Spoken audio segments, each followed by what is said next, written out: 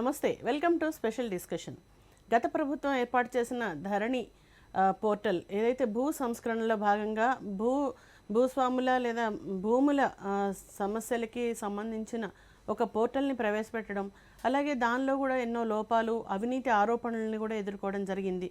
So ప్రస్తుత ప్రభుత్వం ఏదైతే ఉందో ఆ ధరణి పోర్టల్ని రద్దు చేయాలా లేక ప్రక్షాళన చేయడం కానీ ఏం చేయాలనే విషయంపై చర్చలు జరుగుతున్నాయి. సో ఈ నేపథ్యంలోనే మనం ధరణి పోర్టల్ని రద్దు చేయడం వల్ల లాభమా లేదా కొత్త భూమాత పేరుతో కొత్తగా ప్రక్షాళన జరిగిన తర్వాత వచ్చే పోర్టల్ లేదా అది ఏ విధంగా ఉండబోతుంది అనే అంశాలని ఈరోజు చర్చించుదాం. ఈరోజు మనతో ఉన్నారు దళిత బహుజన ఫ్రంట్ జాతీయ కార్యదర్శి పి శంకర్ గారు. వారిని అడిగి వివరాలు తెలుసుకుందాం. ముందుగా వారిని ఆహ్వానిద్దాం. సార్ నమస్తే. నమస్కారం. సార్, ఇప్పుడు భూ సంస్కరణల కోసమని ఏర్పాటు చేసిన ధరణి పోర్టల్, అది దానిలో ఏ విధంగా లోపాలు జరిగాయి, ఏ విధంగా అంటే అవినీతి ఆరోపణలు కూడా ఎదుర్కోవడం జరిగింది వాటిలో. సో దానికి ఇప్పుడు ఏం చేయాలంటారు? అంటే ఇప్పుడు కొత్త ప్రభుత్వం వచ్చి ఒక కమిటీని కూడా వేయడం జరిగింది ఈ విషయంలో. సో రద్దు చేస్తే మంచిదంటారా లేకపోతే ప్రక్షాళన ఏ విధంగా చేస్తే బాగుంటుంది?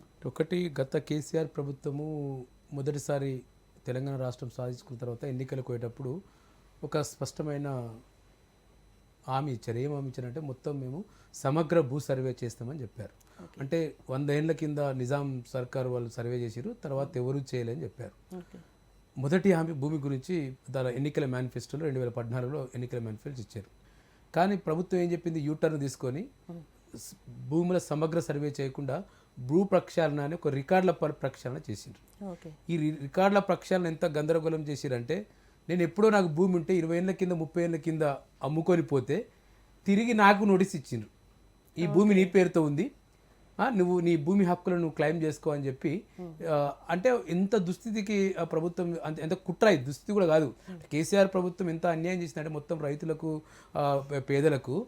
ఎవడో భూస్వామి దగ్గర ఒక రైతు కొనుక్కొని 20 ఏళ్ళు 30 ఏళ్ళు వ్యవసాయం చేసుకుంటూ ఆయన పేరు మీద పాస్బుక్ వచ్చి ఆయన వ్యవసాయం చేసుకుంటుంటే ఆయనకు ఇవాళ నోటీస్ ప్రభుత్వము నీకేమిటి. కానీ ఇద్దరికి, ఆయనకు ఆయనకు అమ్మిన ఆయనకు నోటీస్ ఇచ్చి ఇది నీ పేరు మీద ఉంది భూమి అనే ఒక పెద్ద వివాదాన్ని రేపింది. అంటే సర్వే చేయకుండా భూ రికార్డుల ప్రక్షాళన చేసి ఒక కుట్ర చేసి మొత్తం భూమి సమస్యలు తెలంగాణలో పెరిగిపోవడానికి ఒక కారణమైంది కేసీఆర్ ప్రభుత్వం. తర్వాత ఏం చెప్పింది, మేము ఇవన్నిటి సమస్యల పరిష్కారానికి 6 చట్టాన్ని మార్చి 2018లో ధరణి అనే ఒక పోర్టల్ తీసుకొచ్చారు. ధరణి అంటే ఎవరు నడపాలి? ధరణి అంటే ఇక్కడ CCLA ఉంటుంది, ఇక్కడ రెవెన్యూ శాఖ ఉంటుంది. ఇక్కడ రెవెన్యూ శాఖ, ఇక్కడ CCLA నడపకుండా ఒక ప్రైవేట్ సంస్థకు ఆనాటి ప్రభుత్వం అప్పచెప్పింది, IPFS అని. అది విదేశీ కంపెనీ. అసలు మొత్తం తెలంగాణ ప్రజల భూమి హక్కుల వివరాలు, ఆధార్ కార్డులు, మొత్తం వివరాలను ఒక విదేశీ కంపెనీకి ఇచ్చారు. వాడు లోపాలు వచ్చినాయి, వాడి కంపెనీ మొత్తం దివాలా తీసిందని చెప్పి వాడు ఒక పేరు మార్చుకుంటు, టెరాసిస్ అని ఒక పేరు మార్చుకుంటు తిరిగి వాడికే ఇవాళ ఆనాడు కేసీఆర్ ప్రభుత్వం ఈ పోర్టల్ను నిర్వహించే బాధ్యతను తీసుకొచ్చి అప్పచెప్పింది. గవర్నమెంట్ చేతి CCLA ఉంటుంది, ఇక్కడ కమిషనర్ ఆఫ్ ల్యాండ్ అడ్మినిస్ట్రేషన్ ఉంటుంది, ఇక్కడ రెవెన్యూ శాఖ ఉంటుంది, రెవెన్యూ శాఖ ప్రిన్సిపల్ సెక్రటరీ ఉంటాడు, CCLA కమిషనర్ ఉంటాడు, ఒక పెద్ద వ్యవస్థ ఉంటుంది. జాయింట్ కలెక్టర్లు, RDOలు, తహసీల్దార్లు మొత్తం భూమి చుట్టూ పనిచేస్తారు. వీళ్ళ చేతిలో లేకుండా ధరణి అని ఒక విదేశీ కంపెనీలు చేసి దాన్ని మొత్తం ఎంత దాకా తీసుకెళ్ళారంటే, ఒక్క మాటలో చెప్పాలంటే పేదలకు భూమి హక్కులు నిరాకరించి పెద్దలకు తిరిగి భూమిని అప్పచెప్పేందుకు కేసీఆర్ ప్రభుత్వం చెప్పింది. పెద్దలంటే మా దృష్టిలో ఈ రాష్ట్రంలో ఎప్పుడో ఈ రాష్ట్రం నుంచి పారిపోయిన వెలమదొరలకు, భూస్వాములకు తిరిగి భూములు అప్పచెప్పడానికి కేసీఆర్ ఒక వెలమదొర రూపంలో వాళ్ళందరికీ నాయకుడిగా మొత్తం భూముల్ని తిరిగి వాళ్ళకి అప్పచెప్పిండు. నక్సలైట్ల పోరాటం ద్వారా వచ్చిన ఇక్కడ పేదలు దున్నుకున్నారు, భూములు ఆక్రమించుకొని. అంటే తెలంగాణ సాయుధ పోరాటప్పుడు భూములు వచ్చినాయి. వినోబాబే ఆయన ఒక యాత్ర చేసి మొత్తము పేదలకు భూస్వాముల నుంచి భూములు చేసిండు. తర్వాత భూ సంస్కరణ చట్టం వచ్చింది. ఇవన్నిటి కొనసాగింపు చేయకుండా తానే ఒక విలన్గా, ఒక రకంగా విలన్ కూడా అనొచ్చు కేసీఆర్ గారిని. ఎందుకంటే మొత్తం నేనే అన్నిటికీ కర్త కర్మ క్రియ అని చెప్పి మొత్తం భూమి సమస్యలు ఇవాళ తెలంగాణలో ప్రతి ఊరికి వెళ్తే భూమి సమస్యలు ఉంటాయి. ఒక చిన్న ఉదాహరణ చెప్తారు. 2005లో ఈ దేశ ప్రధాని మన్మోహన్ సింగ్ గారు, అప్పుడు ముఖ్యమంత్రి డాక్టర్ రాజశేఖర రెడ్డి గారు మెదక్ పట్టణానికి వచ్చి పేదలకు భూమి ఇచ్చారు. మెదక్ జిల్లా నుంచి వచ్చాడు. మెదక్ జిల్లా కేంద్రంలో పట్టాల పంపిణీ చేశారు. దాదాపు ఒక 25 లక్షల ఎకరాలకు ఆ రోజు పంపిణీకి ప్రభుత్వాలు శ్రీకారం చుట్టింది. రామంపేట మండలంలో కోనాపూర్ అనే ఒక విలేజ్ ఉంటుంది. మాజీ ఎమ్మెల్యే పద్మా దేవేంద్ర రెడ్డి గారి ఊరు. అక్కడ చాలామంది అక్కడ ఒక 50 మందికి నాడు ఆ రోజు పట్టా భూమి ఇచ్చింది సర్వే నంబరు 433లో. వాళ్ళు ఎక్కడ కనిపించాలి? నా భూమి ఉంటే ధరలు కనిపించాలి. నీ దగ్గర ఏం రికార్డ్ మెయింటైన్ చేస్తే ఏ పోర్టల్ నుంచి చేయాలి అంటే ప్రభుత్వం పట్టాలు ఇస్తుంది, ఇది ప్రభుత్వ భూమి అని చెప్తుంది, సర్వే నెంబర్ ఉంటుంది, అంతకంటే ముందు పట్టాలు ఉంటాయి, కానీ ధరణిలో వాళ్ళ పేర్లు కనిపించదు. అంటే మొత్తం ధరణిలో పేద ప్రజల భూముల్ని కనిపించకుండా చేసిండ్రు. అసైన్ పేదలకు ఇందిరాగాంధీ ప్రభుత్వము, రకరకాల ప్రభుత్వాలు, కాంగ్రెస్ ప్రభుత్వం, తెలుగుదేశం ప్రభుత్వం, రకరకాల ప్రభుత్వాలు పంపించేసిన భూముల్ని అసైన్మెంట్ భూములు అంటాం మనం. ఆ భూముల్ని కనబడకుండా చేసిండ్రు. రాత్రి రిజిస్టర్, ఇక్కడ రాత్రి రిజిస్టర్ అయితే వాడు ఏదో కీ వేస్తాడు, దానికి కీ ఎప్పుడో ప్రిన్సిపల్ సెక్రటరీ అనుకుంటే ఓపెన్ అవుతాడ, లేకపోతే లేదు. భూమి సమస్యలు గ్రామంలో విఆర్ఓ పరిష్కరిస్తాడు, మండలంలో తహసీల్దార్ పరిష్కరిస్తాడు, ఆర్డీఓ ఉంటుంది, జాయింట్ కలెక్టర్ ఉంటాడు జిల్లా స్థాయిలో, జాయింట్ కలెక్టర్ కాకపోతే జిల్లా కలెక్టర్ చేతిలో ఉంటుంది. ఇవన్నీ ఉంటాయి. ఇదొక భూ పరిపాలన వ్యవస్థ. మొత్తం భూ పరిపాలన వ్యవస్థను సర్వనాశనం చేసి పేద ప్రజల మధ్యనే ఒక భూ వివాదాలను కొత్తగా వచ్చేటట్టు చనిపోయారు, అన్నదమ్ములు చచ్చిపోయారు. భూమి కోసం అన్నదమ్ములు చనిపోయిన పరిస్థితికి వచ్చింది కేసీఆర్ పాలనలో. అంటే భూములు సంస్కరించే పేరుతోటి మొత్తం భూ సమస్యలను కేసీఆర్ సృష్టించిండు. తర్వాత ఏమైంది? కాంగ్రెస్ పార్టీ ఎన్నికల్లో ఒక హామీ ఇచ్చింది, మొత్తం ధరణి అనే ఒక పోర్టల్ అది అవినీతిమయంగా ఉంది, పేదల హక్కులు కాలరాస్తుంది, మేము భూమాత తీసుకొస్తామని చెప్తారు. నువ్వు భూమాత తీసుకొస్తావా లేకపోతే ధరణి సవరిస్తావా? ప్రజలకు అవసరం లేదు. ప్రజలకు ఏం కావాలి? ఒక రైతుకు, సామాన్య రైతుకు ఇక్కడ భూమి ఉంటే ఆ భూమి పేరుతోటి నాకు పట్టా ఉందా లేదా, భూమికి హక్కులు ఉన్నాయా లేవా నాకు, నేను ఆ పత్రం పట్టుకొని పోతే ఎక్కడైనా బ్యాంక్ పోతే వాడు క్రాప్ లోనో ఇంకొక లోనో ఇస్తాడా లేదా. అంటే భూమి ఉంటే నాకు భూమి హక్కులు ఉండాలి. పట్టాదారు పాస్ పుస్తకంలో హక్కు యజమానుల పత్రం పుస్తకంలో నా పేరు ఉండాలి, భూ రికార్డులో పేరు ఉండాలి. ఇవాళ భూ రికార్డులో పేరు లేకుండా ఇవాళ కోనాపూర్ అనే గ్రామం నిన్న ఒక పత్రిక పెద్ద ఐటమ్ ఇచ్చింది. వాళ్ళందరూ మెదక్ జిల్లా కలెక్టరేట్ ముందు ధర్నా చేశారు. కోనాపూర్ దళితులు అంతా పోయి, వీళ్ళంతా దళితులు. అంటే ధరణిలో భూస్వాముల భూములు ఉన్నాయి, రెడ్ల భూములు ఉన్నాయి, పెద్ద పెద్ద వ్యాపారుల భూములు ఉన్నాయి. ఔటర్ రింగ్ రోడ్ చుట్టూ ఎవరైతే కొనుగోలు చేసిండో వాళ్ళందరి భూములు కనిపిస్తాయి, కానీ పేదల భూములు కనిపించాయి. వాళ్ళు లాకులు వేస్తారట, ఏం లాకులు ఏదో తెలియదు, కానీ పేదలకు హక్కులు నిరాకరించారు. ఈ సందర్భంలో కొత్తగా వచ్చిన రేవంత్ రెడ్డి గారి ప్రభుత్వం ఒక ధరణి కమిటీ అని వేసింది. ధరణి కమిటీ ఇప్పటికీ చాలాసార్లు మేము కూడా కలిసి మా దళిత భవన్ ఫ్రంట్ తరఫున కమిటీ సభ్యుల కోదండ రెడ్డి గారికి, సునీల్ గారికి మేము ఇవ్వాల్సిన నివేదికలు ఇచ్చాం. నిన్న ముఖ్యమంత్రి గారితో ఒక ఫస్ట్ రివ్యూ మీటింగ్ కూడా చేశారు. ఒక 17 అంశాలతో కలిసి ముఖ్యమంత్రి గారితో వాళ్ళు నిన్న సచివాలయంలో ఒక ప్రజెంటేషన్ ఇచ్చారు. వాళ్ళు ఏం చెప్పిండ్రు? ధరణిని కొనసాగించకంటే 6 చట్టాన్ని మార్చే కంటే కొత్త 6 చట్టం తీసుకురావాలని చెప్పిండు. దానికి ముఖ్యమంత్రి గారు అంగీకరించారు. ఏదైతే కమిటీ రికమెండ్ చేసిందో ఆ రికమెండేషన్కు ఆ ముఖ్యమంత్రి గారు అంగీకరించి దానికి సంబంధించిన విధి విధానాలను కొత్త చట్టాన్ని రూపొందించాలని చెప్పిండ్రు. మేము ప్రభుత్వాన్ని ఏం చెప్తామంటే కొత్త చట్టం తీసుకొస్తారా, ఎట్లా తీసుకొస్తారా, ఏంది ఇప్పుడు చాలా అంటే కొత్త చట్టం తీసుకురా, ఇప్పుడు ధరణి రద్దయి వాళ్ళు భూమాత తీసుకురావాలని ఒక ఆలోచన కాంగ్రెస్ పార్టీకి ఉంది. తీసుకురండి, పేరు మార్చుడు కాదు కావాల్సింది, ధరణి పోయి భూమాత పోయి ధరణి కాదు. ఆ భూమి రికార్డులలో నిజమైన రైతు, వ్యవసాయం చేసుకున్న రైతు, రెక్కల కష్టం మీద పెట్టుకున్న ఆధారపడి జీవిస్తున్న రైతు పేరుందా లేదా? అమెరికాలో దొర పేరు ఉంటుంది భూ రికార్డులో, ధరణిలో, కానీ ఈ ఊర్లో భూమిని దున్నుకుంటూ అదే భూమి మీద బతుకుతూ అదే భూమిలో క్రాప్ లోన్ తెచ్చుకుంటూ అదే భూమిని కుదబెట్టి అప్పు తెచ్చుకుంటే ఆయనేమో రికార్డులని పేరు ఉండని పరిస్థితి ఉంటుంది. ప్రభుత్వం ఇచ్చిన భూమిలోకి పట్టాలకు పాస్బుక్లకు రావా? అంటే ఎంత అన్యాయం ఇది. అంటే ఇంత అన్యాయం జరిగింది కాబట్టి మొత్తం మేము కోరుతాం ధరణిని రద్దు చేసి ఒక కొత్త చట్టం తీసుకురావాల్సిన అవసరం ఉంది. ఒక విఆర్ఓ వ్యవస్థ ఉండే గతంలో, విఆర్ఓ వ్యవస్థను మొత్తం కేసీఆర్ తీసేసిండు. అంటే భూ పరిపాలన వ్యవస్థని నాశనం చేసి పుట్టుకొక్కరు చెట్టుకొక్కరు పంపాడు. విఆర్ఓను ఒక ఆయన మిషన్ భగీరథకు, ఒక ఆయన స్కూల్ అటెండర్గా రకరకాలతో పంపిండు. తిరిగి విఆర్ఓ వ్యవస్థ తీసుకురావాలి. అంటే కొత్త ప్రభుత్వము 6 చట్టం కనుక తీసుకొస్తే ఆ కొత్త చట్టంలో ఇవన్నీ రావాలి. విఆర్ఓ వ్యవస్థను మేము తిరిగి తీసుకొస్తా ఉన్నాము. ధరణి పోర్టల్ అనేది కీతో ఉండదు, ప్రజలకు యాక్సెస్ ఉండాలి. అది ఇవాళ మొత్తం సమాచార సాంకేతిక పరిజ్ఞానం పెరిగిన తర్వాత నేను ఎక్కడున్నా నా భూమి చూసుకోగలగాలి. లేదు నాకు టెక్నాలజీ నాలెడ్జ్ లేకపోతే అక్కడ కార్యాలయానికి పోతే పరిష్కరించాలి. 15 రోజులు ఇవాళ కొత్త ప్రభుత్వం ఏం చెప్తుంది? నిన్న ఏదైనా భూమి సమస్య వస్తే మేము 15 రోజుల్లో పరిష్కరించే విధంగా ఒక క్లాజ్ తీసుకొస్తాం. అది చాలా మంచి నిర్ణయం అది. ఎందుకంటే రైతు ఎన్నిసార్లు తీస్తాడు? రైతు పొలంలో ఉండాలి, రైతు పొలంలో ఉండి తన భూమి చేసుకోవాలి. కానీ రైతులు మొత్తం కార్యాలయ చుట్టూ, ఇంతకుముందు ఆర్డీఓ దగ్గర ట్రిబ్యునల్ ఉండే, ఆ ట్రిబ్యునల్ రద్దు చేసారు. జాయింట్ కలెక్టర్ దగ్గర ఉండే ట్రిబ్యునల్ రద్దు చేసి కోర్టుకు ఒక సామాన్య రైతు హైకోర్టుకు రాగలుగుతాడండి? అసలు ఆ అడ్వకేట్ ఫీజు పెట్టుకోగలుగుతాడా?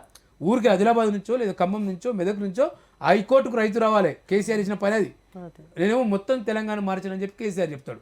కానీ తెలంగాణ మార్చుడు కాదు కదా, తెలంగాణ ఇవాళ మొత్తం ఒక సమస్యలు కుప్పలు తిప్పలుగా ఇవాళ కేసీఆర్ మార్చేసిండు. దాన్ని ఇవాళ సమగ్రంగా మార్చాల్సిన అవసరం ఉంది. భూమి హక్కుల్ని మొత్తం భూ సంస్కరణ చట్టం ఏం చెప్తుంది, అసైన్ చట్టం ఏం చెప్తుంది, రకరకాల చట్టాలు ఉన్నాయి భూమి చట్టాలకు సంబంధించి. ఆ చట్టాలన్నింటినీ దగ్గరికి సమన్వయం తీసుకొచ్చి ప్రజలకు, భూమి రైతులకు, కూలీలకు, అంటే ఆ భూమి హక్కుదారులకు మా భూమి ఉంది అని ఒక భరోసా ఉండాలి. ఆయన హాయిగా నిద్రపోవాలి రైతు అంటే. వీళ్ళేమో ఏసీలో నిద్రపోతారు, ఇక్కడ ముఖ్యమంత్రులు, ప్రధానమంత్రులు, లేదు ఇంకొక అధికారులు. రైతేమో నా భూమి ఉందో లేదో అని చెప్పి అనేక మంది గుండె పూట వచ్చి చచ్చిపోతున్నారు. చనిపోయిన ఘటనలు మన దగ్గర కనిపిస్తున్న పరిస్థితి. ఒక కౌలు రైతు ఉంటే ఆయన పేరు రికార్డులో ఉండదు. ఇంతకుముందు పాని రికార్డులో ఉంటుండే 16-15 కాలంలో. కేసీఆర్ వచ్చి మొత్తం కౌలు రైతు కాలం ఎత్తేసిండు. అంటే ఎవరైతే సాగు చేస్తారో సాగు రైతు కాలం ఎత్తేసిండు. మేము కౌలు రైతులకు కట్టిస్తామని చెప్పిండు. అట్లా అన్నోడు ఇవాళ రైతు బంధు కూడా వాళ్ళకి ఇవ్వట్లేదు. రైతు బంధు వాళ్ళకి ఇచ్చిన మనకి ఇవాళ మొత్తం చాలా వస్తున్నాయి కదా, ఎక్కడెక్కడో భూములకు పనికిరాని దక్కుతోంది, రైతులకి దక్కట్లేదు. అసలైన వ్యవసాయం చేసే వాళ్ళకి కాకుండా భూమిని పెట్టుకొని పట్టాలు పెట్టుకునే వాళ్ళకి ఇవాళ కేసీఆర్ రైతు బంధు సాయం చేసిండు. దాన్ని కూడా ఇవాళ ఈ రైతు బంధు మొత్తం తగ్గించాలి. ఎంత భూమి ఉంటే అంత ఎట్టిస్తారు మీరు? 10 ఎకరాలకు 5 ఎకరాలకు కుదిస్తే అది రైతుకు పనికి వస్తుంది. 10 ఎకరాల కంటే 30-40 ఎకరాలు ఉంటే వాడు రైతు ఎట్లా ఇస్తాడు? అసలు 10 ఎకరాలు ఉన్న వాళ్ళకి కూడా అవసరం లేదు, ఎందుకంటే దే ఆర్ సఫిషియెంట్ అన్నట్టే కదా. 10 ఎకరాలు అండి. అమెరికాలో ఉంటాడు, ఇక్కడ భూమి అమ్ముకోవచ్చు. కేసీఆర్ చేసిన పెద్ద విప్లవం ఏంటంటే అమెరికాలో ఉంటే భూమి అమ్ముకొని ఆడనే డిజిటల్ సంతకం పెట్టాలంట. అమెరికాలోనికి భూమి ఎందుకు? పక్కన మహారాష్ట్ర ప్రభుత్వం ఉంది. పక్కన మహారాష్ట్ర ప్రభుత్వం వేరే పక్క రాష్ట్రం కూడా భూమి కొనొద్దు. ఆ రాష్ట్రంలో కొనడానికి హక్కు లేదు. ఆ రాష్ట్రం మాత్రం కొనాలి. ఎందుకు అటువంటి చట్టాలు ఇక్కడ తీసుకురారు మీరు? అంటే ఇక్కడ చట్టాలు తీసుకొస్తే వీళ్ళు పోయి రకరకాల రాష్ట్రాల్లో, విదేశాలలో ఇంకెక్కడెక్కడ భూమి కొనుగోలు ఉంటారు, పెద్ద పెద్ద గార్డెన్లు సంపాదించుకుంటారు. ఇక్కడ మాత్రం భూమి లేని పేదలకు సమస్య ఉంది. మనం చూసాం కదా, 100 కోట్లకు ఎకరం అమ్మేమో. అదే మొత్తం ఇవాళ తెలంగాణలో భూమి రేటు పెరిగి ధరలు పెరిగినాయి. భూమి ధరలు ఎవరికి పెరగాలి? రైతుకు, సామాన్య రైతుకు భూమి అందుబాటులో ఉండాలి. ట్రాన్సాక్షన్ అంటే నువ్వు అమ్మగలిగితే నేను కొనుక్కోగలిగే శక్తి ఉండాలి. ఒక 100 కోట్లు సామాన్య రైతు పెడతాడా? కేసీఆర్ కూడా కొనుమని చెప్పండి, ఒక 100 కోట్లు పెట్టి. మొత్తం పెద్ద పెద్ద కంపెనీలు కొన్నాయి, కేసీఆర్ కూడా కొనలేడు. కేసీఆర్ దగ్గర 150 ఎకరాలు ఆయన పేరు మీద, ఆయన కోడల పేరు మీద, ఆయన కొడుకు పేరు మీద ఉంటే ఉండొచ్చు ఎర్రవల్లిలో. కానీ వాళ్ళు భూస్వాములు కొంటనే ఉండొచ్చు. కానీ పేద ప్రజలకు అక్కడ మార్కెట్ రేట్ ఒకటి ఉంటుంది, గవర్నమెంట్ రేట్ ఒకటి ఉంటుంది, బయటనేమో విచ్చలవిడి రేట్ ఉంటుంది. అంటే బయట మార్కెట్ రిజిస్ట్రేషన్ ధరకు మీరు బయట మార్కెట్ ధరకు చాలా ఎందుకు తేడా ఉండాలి? మార్కెట్ ధర కదా క్రయ విక్రయాలు జరగాల్సింది. కానీ ఇది ఎక్కడ అమలు కాదు. అదొక చట్టం ఉంటుంది. ప్రభుత్వం ఎక్కడ భూమి తీసుకుంటే ఏం చేస్తుంది? ఉదాహరణకు ఇవాళ యాదగిరిగుట్టలో థర్మల్ ప్రైవేట్ ప్రాజెక్ట్ కడుతున్నారు, లేదు త్రిబుల్-ఆర్ కడతారు. ఇప్పుడున్న రింగ్ రోడ్ సరిపోదట, త్రిబుల్-ఆర్ కావాలంట. త్రిబుల్-ఆర్ చుట్టూ ఇవాళ వాళ్ళు ఏ పద్ధతిలో ఇస్తున్నారు? ప్రభుత్వం రిజిస్ట్రేషన్ ధరకే మేము నష్టపరిస్తామని చెప్తున్నారు. పేదలే కదా అక్కడ నష్టపోయేది. పేదలు నష్టపోతారు. కానీ భూమి అమ్ముకుంటప్పుడు, కొనుగోలు చేసేటప్పుడు ఏం నడుస్తున్నాయి? 4 ఎంతలు 5 ఎంతలు 50,000 ఉంటే అక్కడ 5 లక్షలు 5 కోట్లు ఒక ఎకరానికి చెప్తే పరిస్థితి వచ్చింది. దాని పరిస్థితి 100 కోట్లకి నువ్వు అమ్మినావు కదా భూమి అంటే హైదరాబాద్ చుట్టుపక్కల. అంటే ఇంత అద్మానమైన పరిస్థితులు ఇవాళ తెలంగాణలో ఉన్న పరిస్థితి ఇవాళ ధరని మొత్తం రద్దు చేయమని చెప్పి మీకు కోరుతా ఉన్నాను. ఓకే, యాక్చువల్గా రైతులు 2 ఎకరాలు 3 ఎకరాలు ఉన్న పేద రైతులు ఉంటారు. వాళ్ళకి సంబంధించిన పూర్తి వివరాలని ధరణి పోర్టల్లో లిస్ట్ చేయాలి. దాన్ని బట్టి కబ్జాలకు గురి కాకుండా ఉండాలనేది దాని మెయిన్ ఎజెండా. కానీ ఇప్పుడు అదే ధరణి పోర్టల్లో 6 లక్షల ఎకరాల అటవీ భూములు లెక్క తెలియట్లేదు. అంటే ఇవన్నీ ఏమైనట్టు? ఏమీ కనిపించదు ఆ ధరణిలో. ధరణి అనేది ఒక రహస్య చీకటి ఒప్పందం సంబంధించేది. అంటే ఇంతకుముందు చెప్పాను కదా, పేదల హక్కుల్ని కాలు రాయడానికి నువ్వు భూమి ఏదైనా ఒక పోర్టల్ నువ్వు ఇక్కడ కొడితే స్నేహాటివ్ అని వస్తుంది. ఇక్కడ కొడితే నా పేరు, నా సర్వే నెంబర్ కొడితే నా భూమి రావాలి. నా భూమి నాకు ఎందుకు కనబడదు? నా భూమి కనబడకుండా కీ చేసడానికి నువ్వెవడివి? నా భూమి అన్యాక్రాంతం కూడా కాపాడాలి. కానీ నా భూమి ఎవడో అన్యాక్రాంతిస్తాడు, రియల్ ఎస్టేట్ వ్యాపారి అన్యాక్రాంతం చేస్తాడు, అది మాత్రం కాపాడడానికి ఉండదు. కానీ మొత్తం ప్రభుత్వ భూమి రికార్డులకి మాయమైంది. అంటే మేమైతే 6 లక్షల అటవీ ఎకరాల భూమి అంటే అటవీ ఉంటుంది, అక్కడ భూమి ఉంటుంది, కానీ రికార్డులో మాయమవుతుంది. అంటే రికార్డులు ఎందుకు మాయమవుతుంది? ఎవరి పేరు ఎక్కించుంటారు వీళ్ళు. అటవీ హక్కులు అంటే కేవలం అక్కడ ఆదివాసులు, గిరిజనులకు మాత్రమే భూమిపై హక్కు ఉంటుంది 170 చట్టం ప్రకారం. కానీ ఇవాళ గిరిజనేతరులు చేతుల్లో ఇవాళ అటవీ భూమికి వెళ్ళిపోయిన పరిస్థితి కొనసాగుతూ ఉంది. ఆ కుట్రలో భాగమే అయి ఉంటుంది ఇవాళ 6 లక్షలు కనిపించకుండా పోవడానికి కారణం అదే కుట్ర అయి ఉండదు. అంటే గిరిజనేతల నుంచి గిరిజనేతల పేరుతోటి వాళ్ళ భూమి మారుకోవచ్చు, రకరకాల ఎత్తుగాల పేరుతోటి ఏంది కులాంతర వివాహం పేరు చేసుకుంటారు, రకరకాల కథలు పడి మొత్తము ఆ భూమిని అంతా తీసేసుకొని చాలా అన్యాయం చేసే పరిస్థితికి వచ్చింది. అంటే మొత్తం ఈ తెలంగాణలో ఎంత భూమి ఉంది, ప్రభుత్వాలు చేయాల్సింది అసలు మొత్తం తెలంగాణలో ఎంత భూమి ఉంది. ఒక్కొక్క లెక్క చెప్తారు. రైతు బంధుకు ఒక లెక్క ఉంటుంది, ఇంకా భూమి సాగు అయితే ఒక లెక్క ఉంటుంది. అంటే సాగుకు రైతు బంధు సహాయానికి పొంతన ఉండదు. రైతు బంధు సాయం ఏమో కొన్ని కోట్ల ఎకరాలు ఉంటుంది, ఇక్కడ మాత్రం ఇది 50 లక్షల ఎకరాలు దాటదు వ్యవసాయం చేస్తున్న వ్యవసాయం. అక్కడేమో 1 కోటి ఎకరాలకు మేము ఇచ్చాము, 7,000 కోట్లకు పైగా 7,000 కోట్లకు పైగా మేము సహాయం. ఏ రైతుకు సహాయం చేసావు నువ్వు? ఈ ప్రభుత్వ సాయం ఎవరికి అవసరం ఉండాలి? ఇప్పుడు రోడ్ పోటీ వస్తుంది, Velama association, all India Velama అసోసియేషన్కు సపోర్ట్ అవసరం ప్రభుత్వంది. వెల్మా అసోసియేషన్ కూడా భూమి ఇచ్చింది ప్రభుత్వం.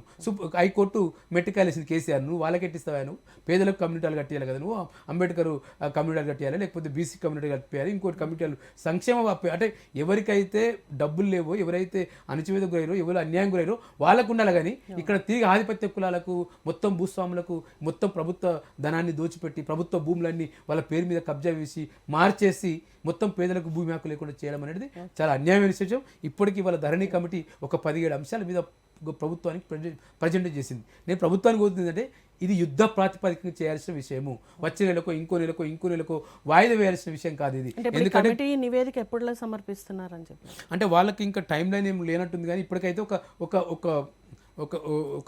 ఒక పేపర్ వచ్చింది ఇప్పటి వరకు. అంటే ఏ చర్యలు తీసుకోవచ్చు అంటే పూర్తి నివేదిక వచ్చింది. పూర్తి నివేదిక, ఒక తాత్కాలిక నివేదిక, ఒక పేపర్, అంటే దాని పూర్తి నివేదిక స్వరూపం వచ్చింది. ఏమేం చేయాలి కొత్త చట్టం రికమెండ్ చేశారు వాళ్ళు. అంటే దానిలో ఉన్న లోపాలని వాళ్ళు ఎత్తి చూపించారు. మొత్తం ధరణిలో చెప్పారు. ఒక 35 రకాల సమస్యలు అని చెప్పి ధరణి కమిటీ గుర్తుపట్టింది. దాంట్లో ఎక్స్పర్ట్స్ ఉన్నారు. సునీల్ కుమార్ లాంటి ఒక సామాజిక కార్యకర్తలు, భూమి హక్కుల నిపుణులు, ఎక్స్పర్ట్స్ ఉన్నారు. ప్రభుత్వం నుంచి ఉన్న అధికారులు, ప్రిన్సిపల్ సెక్రటరీ చేసిన రిమాండ్ పీటర్ లాంటి వాళ్ళు, మధుసూదన్ లాంటి జాయింట్ కలెక్టర్లు, కోదండరెడ్డి అని సుదీర్ఘంగా ఒక రైతులతో వ్యవసాయంతో పనిచేసిన ఒక కిసాన్ సెల్ నాయకులు చాలా మంది అక్కడ దాంట్లో ఒక ఎక్స్పర్ట్స్ ఉన్నారు. ఈ ఎక్స్పర్ట్స్ కమిటీ ఇవాళ ఒక నివేదిక ఇచ్చింది. ఒక్క నిమిషం, ఈ కమిటీలోనే మన నవీన్ మిత్తల్ గారి పేరు కూడా ఉంది. ఎస్. సో ఈయన మీద ఆరోపణలు ఉన్నాయి, ఆయన భూ కబ్జాలకు పాల్పడ్డాడని, ఎన్నో ఎకరాలు ఉన్నాయి, ఆయన భార్య పేరు మీద కొన్ని ఎకరాలు ఉన్నాయి. సో ఇటువంటి వ్యక్తిని కమిటీలో చేర్చడం వల్ల ఆయన ఏ విధంగా ఈ ప్రక్షాళనకి ఉపయోగపడతాడు? అంటే ఒకటి, నవీన్ మిట్టల్ ఐఏఎస్ ఆఫీసర్. నవీన్ మిట్టల్ గారు ఇప్పుడు CCLA అడ్మినిస్ట్రేషన్ సెక్రటరీ, ఆయన కమిషనర్. ఏ కమిటీ వేసినా ఖచ్చితంగా CCLA కమిషనర్ కమిటీలో ఉండాలి. కమిటీకి 4 బయట నుంచి సభ్యులు ఉన్నారు. ప్రభుత్వం నుంచి ఆయన ప్రాతినిధ్యం ఇవన్నీ రికార్డ్ చేసి నోట్ చేసి చేయాల్సిన బాధ్యత ఆయన బృందం చేయాలి. ఇప్పుడు ఇట్లా కమిటీ కూర్చొని మాట్లాడి ఒక కాగితం ఇస్తే దాన్ని మొత్తం రికార్డ్ చేసి ఒక నివేదికను తయారు చేసే బాధ్యత. మరి దాని మీద విశ్వసనీయత ఉందంటారా? అంటే విశ్వసనీయత నాకు తెలిసి ఇప్పుడు నవీన్ మిట్టల్ ఏం చేయలేకపోవచ్చు. ఎందుకంటే ఇప్పుడు ప్రభుత్వం మారింది. అప్పుడేమో నవీన్ మిట్టల్కు దగ్గరగా ప్రభుత్వం ఉండే, ప్రభుత్వ అధినేతలు ఉండ్రి. కానీ ఇప్పుడు దొంగకే తాళం చేతి ఇచ్చినట్టయితే ఇచ్చిండ్రు. అంటే మొదటి నుంచి నవీన్ మిట్టల్ను మార్చాలని చెప్పి ఒక డిమాండ్ వచ్చింది. కానీ వాళ్ళ నవీన్ మిట్టల్ని మార్చకుండా, అంటే మరి ఆయనకి ఎందుకు ఇచ్చినో తెలియదు, రేవంత్ రెడ్డి గారికి ఎందుకు ఆయనకి కొనసాగిస్తున్నో తెలియదు. చాలా మంది ఉన్నారు ఇప్పుడు ప్రజా వ్యతిరేక అధికారులు. గ్రామీణ rural Panchayati Raj rural development secretary ఉన్నాడు ఒక ఆయన సుల్తాన్ ఏమని, ఆయన పచ్చి ప్రజా వ్యతిరేకి. ఆయన ఇంకా ఇప్పుడు అదే మొత్తం గ్రామీణ అభివృద్ధి సంస్థను, పంచాయతీరాజ్ సంస్థను మొత్తం భ్రష్టు పట్టించాడు. ఒక డెవలప్మెంట్ కార్యక్రమం లేదు. గ్రామీణాభివృద్ధి సంస్థ అంటే నిత్యం ప్రజలతోటి, మహిళలతోటి పనిచేసే సంస్థ, కూలీలతోటి పనిచేసే సంస్థ. అటువంటి సంస్థకు ఒక ప్రజా వ్యతిరేక అధికారుడు, ఆ బీహార్కి చెందిన ఒక ఆయన సుల్తాన్ అని చెప్పి, సుల్తానీ సప్పేరు, ఆయన పచ్చి ఒక ప్రజా వ్యతిరేకి, గ్రామీణ అభివృద్ధి వ్యతిరేకి. ఆయన ఇంకా కొనసాగిస్తున్నారు. నవీన్ మిట్టల్ అంటే ఒక అవినీతిపరుడు. నవీన్ మిట్టల్ మీద ఆయన ఎక్కడైతే అన్ని అవినీతి వచ్చినాయి. అంతకంటే మీద విద్యా శాఖ కమిషనర్ ఉండే, అక్కడ పోయి చాలామంది దళిత ఉద్యోగులు వేధించిండు. అక్కడ అక్రమాలు, కాలేజీ నుంచి, టెక్నికల్ కాలేజీ నుంచి చాలా లంచాలు తీసుకుంటూ చాలా ఆయన మీద ఆరోపణలు ఉన్నాయి. ఇప్పుడు మన పల్లెటూర్లకు వెళ్ళినా కూడా చెప్పగలుగుతున్నారు ఎవరెవరు అవినీతి అధికారులు ఉన్నారు, బీఆర్ఎస్ నుంచి ఇప్పటి వరకు కొనసాగుతున్న వాళ్ళ ఎవరెవరు ఉన్నారు అనేది సామాన్య ప్రజలకు తెలుస్తోంది. అలాంటిది ముఖ్యమంత్రి గారికి తెలియకపోతుందా? ఇంకా అసలు కొనసాగించడానికి గల కారణాలు ఏంటంటారు? అంటే ముఖ్యమంత్రి పార్టీ ప్రకటించింది ఎన్నికల కంటే ముందు పోయేటప్పుడు, కాంగ్రెస్ పార్టీ ఏం చెప్పింది, అవినీతి అధికారులను మేము మారుస్తాము, జవాబుదారితనం పెంపొందిస్తాము అని చెప్పిండు. మళ్ళీ ఎందుకు కొనసాగిస్తారో వాళ్ళే తీర్చుకోలే. వెంటనే నవీన్ మిట్టల్ గారు లాంటి అనేక మంది ఆఫీసర్స్, సుల్తానియా లాంటి వాళ్ళు, ప్రజా వ్యతిరేక ఆఫీసర్లను నువ్వు లూప్ లైన్కి పంపి ఇది CCLA అంటే ఒక పెద్ద తెలంగాణకు గుండెకాయ లాంటిది. అంటే భూమి సమస్యలు గ్రామీణ ప్రాంతాల్లో పరిష్కరించే ఒక సంస్థ. అది భూ పరిపాలన చేసే సంస్థ. అటువంటి సంస్థకు ఒక దొంగను పెట్టి ఆ దొంగకి ఇంకో కమిటీ నివేదిక అప్పచెప్తే ఆయన ఎటువంటి రిక్వైర్మెంట్ చేస్తారో తెలియదు. రెండోది, ఇప్పుడు ధరణిలో అనేక లోపాలని, రకరకాల లోపాలని, మొత్తం పేద ప్రజల భూములు కనిపించకుండా పోతున్నాయి. ఎంత అన్యాయం అంటే ధరణి పేరుతోటి పేద ప్రజలు వారసత్వంగా వచ్చే భూమిని ఫ్రీగా మార్చుకునే ఉండే. కేసీఆర్ వచ్చి దానికి ఫీజు పెట్టిండు. ఏమనంటే రెవెన్యూ శాఖ దగ్గర డబ్బులు లేవు, డబ్బులు జమ చేసుకోవడానికి. అంటే పేదల దిక్కులు చేసారు. వారసత్వం ఎవరు మార్చుకుంటారు? పేద ప్రజలు మార్చుకుంటారు. భూస్వాములు ఎప్పుడు మార్చుకోరు. వాళ్ళు కొనుగోలు చేస్తారు, రకరకాలు చేస్తారు. కాబట్టి ఒక మొత్తం తెలంగాణలో భూమి లేని, భూ సమస్యలు లేని, భూ హక్కుల సమస్య లేని ఒక భూ పరిపాలన వ్యవస్థ రావాలి ఇవాళ. కాబట్టి మీరు వెంటనే 6 చట్టం మార్చండి, కొత్త చట్టం తీసుకురండి, మొత్తం ధరణి పోర్టల్ రద్దు చేయండి. మీరు భూమాత పెట్టిన పర్వాలేదు, ఏ మాతన పెట్టుకోండి, కానీ ఆ నిర్వహణ ప్రభుత్వం చేయాలి. ఆ నిర్వహణ భూ పరిపాలన వ్యవస్థ మొత్తం నిర్వహణ విదేశీ కంపెనీలకు, ప్రైవేట్ కంపెనీలకు అప్పచెప్పకుండా గత ప్రభుత్వంలాగా మొత్తం ఒక భూ పరిపాలన వ్యవస్థను ప్రభుత్వం నడపాలి. ఇక్కడ ప్రభుత్వ యంత్రాంగం ఉంది, తిరిగి వీఆర్ఏలు తీసుకురండి, వీఆర్ఏ వ్యవస్థను తీసుకురండి. అట్లా మొత్తం ఒక అప్పీల్ చేసుకునే పరిస్థితి. నాకేమైనా భూమి సమస్య ఉంటే నేను వీఆర్ఓ కాగితం రాసిస్తే, ఇంతకుముందు ఏం చెప్తారు పెద్దలు, నీకు చదువు రాకపోతే అక్కడ వీఆర్ఓనో రాసిస్తాడు, దరఖాస్తు రాసిస్తాడు, ఆయనే పరిష్కరిస్తాడు, ఆయనే కంప్యూటర్లో ఎంపిక చేస్తాడు. ఇప్పుడు ఆ వ్యవస్థ లేదు. తహసీల్దార్ దగ్గరికి పోతే ఒక 10 రోజులు పరిష్కరించాలి, అది లేదు. ఆ వ్యవస్థ ముందు తీసుకురండి. అది తీసుకొస్తామని చెప్పి ముఖ్యమంత్రి గారు చెప్పారు. ఇవాళ పత్రికలలో, మీడియాలో రిపోర్ట్ అయింది. ఇవాళ దానికి కట్టుబడి ఉండి వెంటనే ఇటువంటి వ్యవస్థ, అంటే ఒక రైతు ఒక కార్యాలయానికి వచ్చిందంటే ఆయన చాలా పని కూడా వస్తాడు. ఆయనకు ఇంటికి ఆ వ్యవసాయము ప్రాణం, ఆయనకు ఆ భూతల్లి ఆ మట్టితో కలిసి జీవిస్తాడు. ఆయన ఒక్కొక్కసారి దాన్ని ఇచ్చిపెట్టి ఉండలేడు. ఆయన నీ ఎంఆర్ఓ ఆఫీస్కు, నీ తహసీల్దార్ ఆఫీస్కు ఎన్ని రోజులు తిరగాల రైతు? కాబట్టి నేను దరఖాస్తు చేసుకుంటే వెంటనే పరిష్కారం చేసే వ్యవస్థ కావాలి. కాబట్టి ఆ వ్యవస్థను ముందు తీసుకురండి. ఆ కొత్త చట్టం ఇప్పుడు సమావేశాలు లేకపోవచ్చు, ఆర్డినెన్స్ రూపంలో తీసుకురండి చట్టం ఫస్ట్. తర్వాత మీరు అసెంబ్లీ చట్టంలో ఆమోదించుకోండి అసెంబ్లీ మొత్తం చట్ట సమావేశం జరిగేటప్పుడు. కాబట్టి మొత్తం ఇమీడియట్గా యుద్ధ ప్రాతిపదికన 6 చట్టం తీసుకురండి, భూమి సమస్య పరిష్కరించండి, వారసత్వానికి ఫీజు తీసేయండి. మొత్తం ఎవరైతే సాగులో ఉంటారో, యాక్చువల్గా సాగులు ఉండే వాళ్ళ పేరు పాని రికార్డులు ఎక్కించండి. కౌలు రైతులు, ఇంకా రకరకాల రైతులు, ఇంకోటి మీరు కౌలు రైతులకు రైతు భరోసా ఇస్తా అని చెప్పింది. అది ఎప్పటిలోకి ఇస్తారో చెప్పండి, ఎప్పటి వరకు ఇస్తారో చెప్పండి, లెక్కలు ఎప్పటి వరకు తీస్తారో చెప్పండి. అంటే ఇట్లా మీ మీద చాలా భ్రమలు ఉన్నాయి ప్రజలకు. మీరు కూడా అటువంటి హామీలు ఇచ్చి అధికారంలోకి వచ్చారు ముఖ్యమంత్రి గారు రేవంత్ రెడ్డి గారు. కాబట్టి హామీలు నెరవేర్చే బాధ్యత మీదే. మేము కోరుతున్నాం ఏంటంటే, పార్లమెంట్ ఎన్నికల కంటే ముందే మీరు మొత్తం 100 రోజుల్లో మీరు ఇవన్నీ పరిష్కరిస్తామని చెప్పి 100 రోజులు దగ్గరికి వస్తుంది మీ పరిపాలనకు. కాబట్టి పార్లమెంట్ ఎన్నికల ముందు చేస్తే మీకు కూడా ఓటు వేస్తారు. లేకపోతే కేసీఆర్ కొట్టిన పోతే వాళ్ళ రేవంత్ రెడ్డి కూడా ఇక్కడ ప్రజలు చూస్తారు. పెద్ద ప్రజలు చాలా చైతన్యవంతులు ఇంతకుముందు చెప్పినట్టు. ఓకే, సో చివరిగా చెప్పండి, ఇప్పుడు 2020లో ఏదైతే చట్టాలు ఉన్నాయో వాటిని ఇప్పుడు ఏమైనా మార్పులు చేయాల్సిన అవసరం ఉందా? అంటే ఏం చేయాలి? భూమికి సంబంధించిన దాదాపు ఒక 40 పైగా చట్టాలు ఉన్నాయండి. ఆ చట్టాలన్నింటినీ ఒక దగ్గర తీసుకురావాలి. అది పెద్ద పని, ఒక రోజులో కాదు. అది ఎక్స్పర్ట్ని కూర్చొని పెట్టి రాయించాలి. అంటే ఒక రైతు భూమి హక్కుల కోసం మాట్లాడుతుంటే ఈ అధికారి దగ్గరికి, ఆ అధికారి దగ్గరికి, ఈ చట్టం ఆ చట్టం కాకుండా ఒక సమగ్ర చట్టం, ఒక సమ్మిళితమైన చట్టాన్ని, ఇంటిగ్రేటెడ్ కలెక్టర్ ఆఫీస్ కడతారు కదా, అందరు అధికారులు ఉంటారు కదా, అటువంటి చట్టం కావాలి. ఇక్కడ ఒక ఇంటిగ్రేటెడ్ చట్టం లాంటిది చట్టం వస్తే రైతు ఎటు పోకుండా ఉండాలి. ఆయనకు ఇక్కడ దగ్గర బీట నొక్కితే బ్యాంక్ కూడా లోన్ ఇచ్చినట్టు ఉండాలి, క్రాప్ లోన్ ఇచ్చినట్టు ఉండాలి. ఈయన తీసుకొని పోయి బ్యాంకులో లైన్ కట్టి బ్యాంక్ ఆయన ఎంక్వైరీ చేసుకొని ఆయనకు సిబిల్ ఉందో లేదో చెక్ చేసి ఇప్పుడు మొత్తం బ్యాంకులు పెద్ద అన్యానికి పింఛన్ డబ్బులు కూడా బ్యాంకులు పట్టుకునే పరిస్థితి వచ్చింది. అటువంటి వ్యవస్థ లేకుండా చూసి రైతుకు, నేను రైతును, నేను వ్యవసాయం చేస్తున్నా, 10 ఎకరాలు 5 ఎకరాలు ఉన్న నేను రైతు నమ్ముకుంటా అంటే ఆయన నీ బ్యాంకుకో నీ ఆఫీస్కి వస్తే ఒక 5-10 నిమిషాలు. ఇప్పుడు మన ఊరికి ఎవరన్నా విదేశపు వచ్చినా, లేదు రాష్ట్రపతి వచ్చినా, రాష్ట్రపతి అయితే మొత్తం 20 ఎంత సుందరంగా తీస్తారు. అవి పోయేదాకా మొత్తం రాష్ట్రపతి చేస్తారు. అటువంటిది ఎందుకు రైతుకు వెల్కమ్ పలికారు మీరు?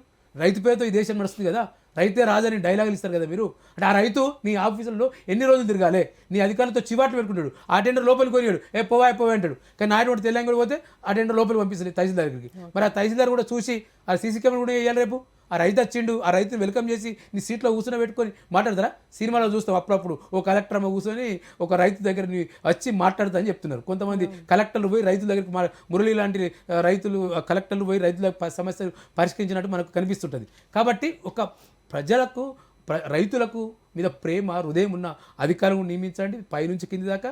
ఎవరైనా రైతులకు వ్యతిరేకంగా ఉంటే వాళ్ళు వెంటనే యాక్షన్ తీసుకోండి. నవీన్ మిట్టల్ లాంటి వాళ్ళని వెంటనే పదవి నుంచి తొలగించండి, సస్పెండ్ చేయండి. అట్ట మీ మీద నమ్మకం వస్తాయి. రైతులకు భరోసా కల్పించాలి. నువ్వు రైతు భరోసా ఇస్తాను, ఎప్పుడు ఇస్తావు భరోసా? ఇది సమస్య. రైట్ అండి, thank you so much for the participation. Thank you.